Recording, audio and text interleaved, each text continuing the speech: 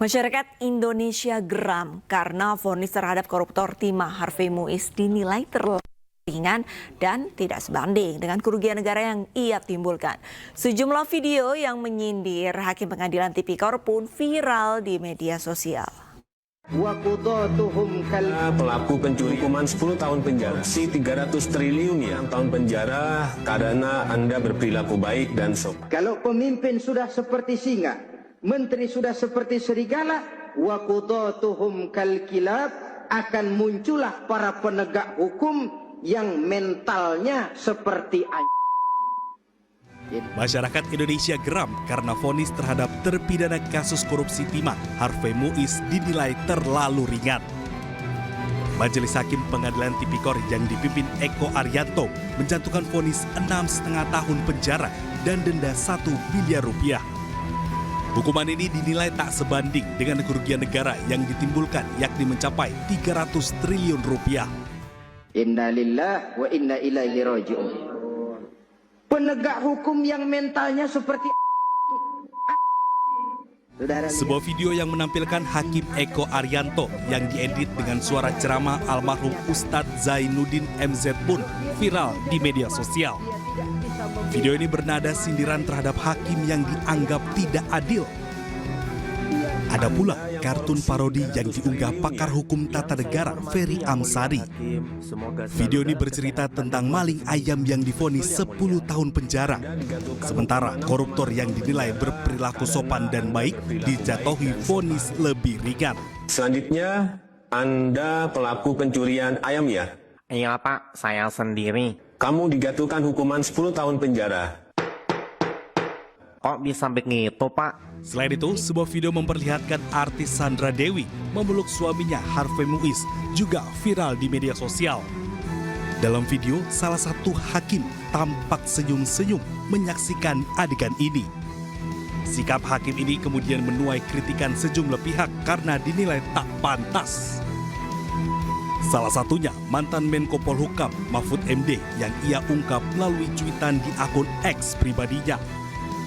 Tim Liputan iNews melaporkan.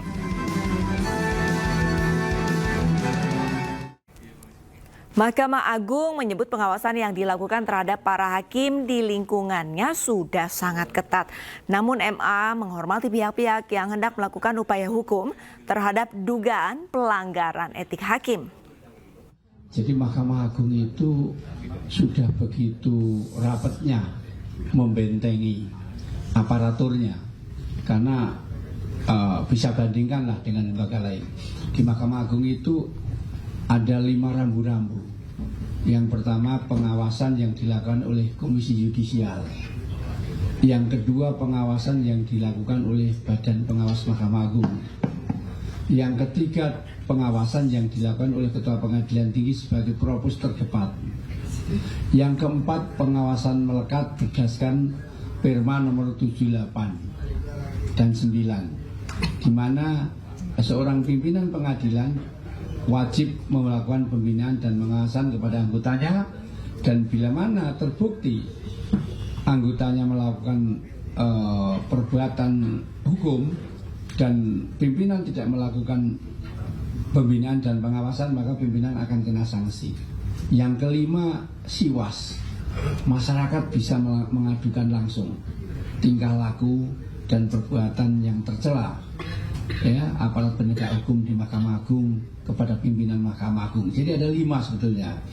Jadi pertanyaan kok 5 pun masih ada yang terjerat yang namanya kan oknum ya. Jadi 5. Di Mahkamah Agung sendiri ada satgas ya. Ada satgas yang tiap hari keliling ya, di lorong-lorong di ini keliling itu. Seperti itu. Jadi ya dari Mahkamah Agung sendiri seperti itu, apalagi sekarang pimpinan kita yang baru, yang mulia Pak Sunarto sudah punya kebijakan ya, kalau turun ke bawah nggak boleh dilayani ya, seperti itu, dan nggak boleh disambut secara berlebihan, dan bahkan beliau tidak bersedia di bandara disediakan VIP.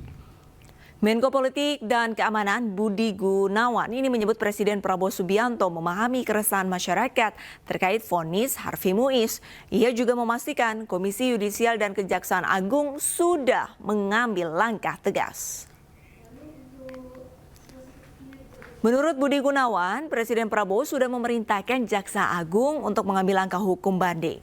Sementara Komisi Yudisial tengah mendalami dugaan pelanggaran etik Majelis Hakim Pengadilan Tipikor yang menjatuhi vonis terhadap para koruptor timah. Pemerintah, dalam hal ini Bapak Presiden, itu sangat mendengarkan masukan-masukan dari masyarakat, di mana vonis yang diberi kami dirasa kurang adil, gitu, kurang memenuhi rasa keadilan masyarakat, sehingga Presiden sudah memerintahkan juga pada Pak Jaksa Agung untuk melakukan upaya banding terhadap putusan vonis tersebut. Di samping itu, dari Komisi Yudisial juga sedang melakukan pendalaman yang terkait dengan kemungkinan adanya pelanggaran kode etik atau pelanggaran-pelanggaran lainnya